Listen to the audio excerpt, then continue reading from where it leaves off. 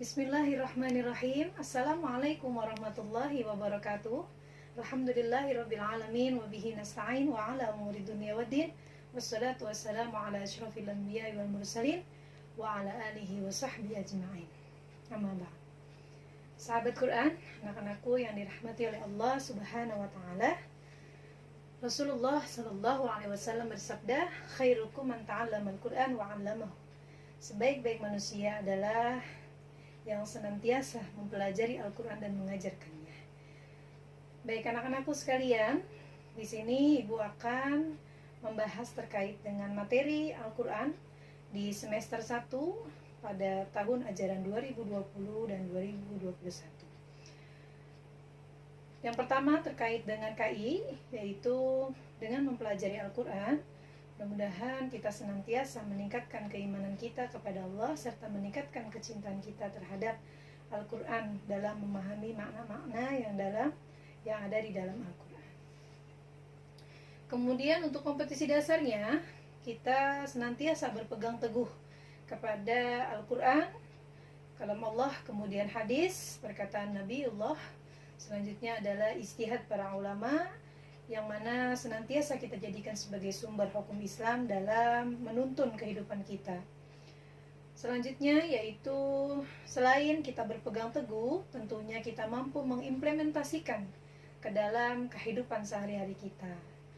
Nah, selanjutnya terkait dengan mata pelajaran Al-Quran, di sini kita selain membaca Al-Quran, kemudian kita akan memahami makna-makna yang ada di dalam Al-Quran. Kemudian juga kita pahami hukum bacaan tajwid, dan selanjutnya kita menghafal sesuai dengan target yang ditentukan di kelas 10, tentunya di semester ganjil atau semester 1, dan selanjutnya yaitu murojaah. Nah, untuk selanjutnya kita akan membahas terkait dengan target hafalan kita di semester 1. Tentunya di juz 30 surat pendek dari mulai surah An-Nas sampai surah Al-Bainah.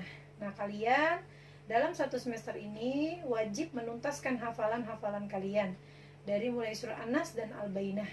Untuk sistem setorannya, kalian boleh melebihi hafalan yang memang sudah kalian miliki. Jadi, kalau memang kalian sudah menghafal dari surah An-Nas sampai Al-Bainah, maka boleh kalian setorkan kepada ibu. Tentunya di Google Classroom. Kemudian selain surat-surat pendek di dalam juz 30, kita juga memiliki target hafalan doa-doa harian.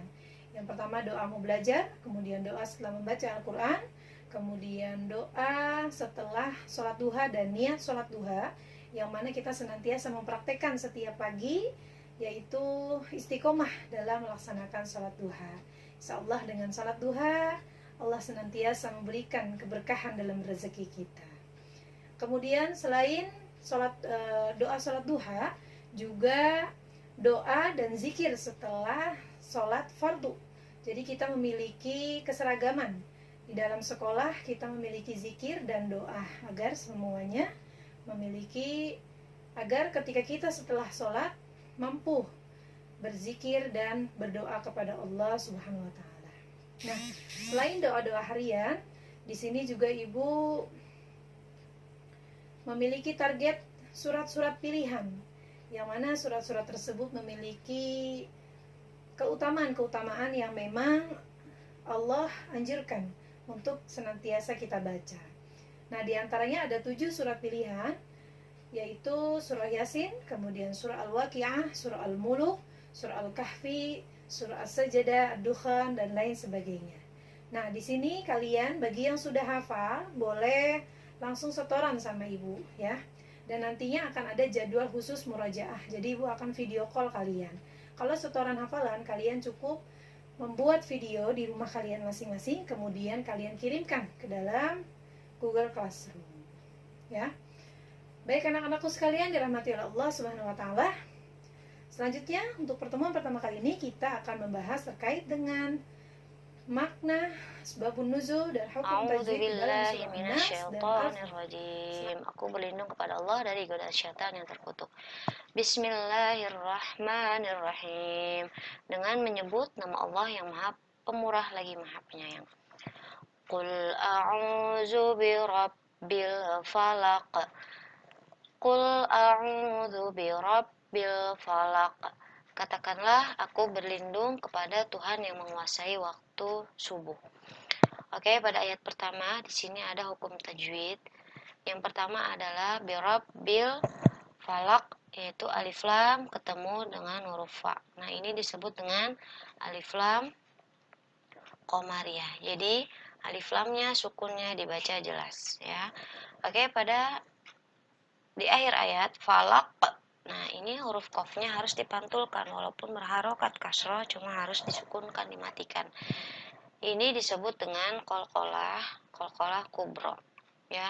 Jadi apabila ada huruf qalqalah ba jim dal ta qaf di akhir ayat itu disebut dengan qalqalah kubro dan harus dipantulkan falaq. Qul a'udzu birabbil falaq. Nah, oke, pada ayat kedua min syarri ma khalaq. Min syarri ma khalaq. Dan dari kejahatan makhluk yang dia ciptakan. Di sini ada hukum tajwidnya, yaitu nun sukun bertemu dengan huruf sya. Nah, di sini disebut dengan ikhfa, harus disamakan atau didengungkan dan nun sukunnya berubah menjadi eng. Oke, di akhir ayatnya ada lagi seperti ayat pertama tadi, khalaq, yaitu huruf qaf yang berharokat tapi disukunkan dan dipantulkan cara bacanya. Disebut dengan qalqalah kubro. Baik. Oke, lanjut. Nah, di sini juga ada mat tobi'i, yaitu dibaca panjang dua harokat. Ya. Pada ayat ketiga, wa min syarri ghasiqin idza waqab. Wa min syarri ghasiqin idza waqab. Dan dari kejahatan malam apabila telah gelap gulita. Di sini ada hukum nun sukun ya. Sama tadi seperti ayat kedua, ketemu dengan huruf sya, maka disebut dengan ikhfa ya. Nah, ghasiqin idza di sini ada tanwin bertemu dengan huruf alif disebut dengan izhar. Harus jelas cara baca tanwinnya atau nanti ada nun sukunnya. Nah, pada akhir ayat ada waqab, yaitu huruf qalqalah, salah satu huruf qalqalah yang berharokat namun dibaca sukun dan harus dipantulkan cara bacanya, yaitu disebut dengan qalqalah kubro. Oke. Wa min syarrin naffatsati fil 'uqad. Dan dari kejahatan perempuan-perempuan penyihir yang meniup pada buhul-buhul talinya. Nah, di sini ada hukum nun sukun lagi bertemu dengan huruf sya. Tadi ada di ayat kedua, ketiga, di mana disebut dengan hukum tajwidnya ikhfa. Oke, fil qad. Nah, di sini ada alif lam qamariyah lagi. Yang tadi sudah Ibu bahas pertama. Ya, di sini ada hukum alif lam qamariyah. Nah, di sini juga ada alif lam. Namun bertemu dengan huruf yang ada tasydidnya. Berbeda, kalau ini alif lamnya sukun. Nah, kalau ini lamnya tidak berharokat, tapi setelah huruf lamnya itu ada harokat tasydidnya. Nah, ini disebut dengan alif lam syamsiyah. Oke, pada akhir ayat uqad ini ada lagi qalqalah kubro. Oke, wa min syarri hasidin iza hasad. Dan dari kejahatan orang yang dengki apabila ia dengki. Nah, di sini ada hukum tajwid. Tanwin bertemu dengan alif, ya, disebut dengan izhar. Ya, hasidin izhar, dan pada akhir ayat juga ada yang namanya qalqalah kubro.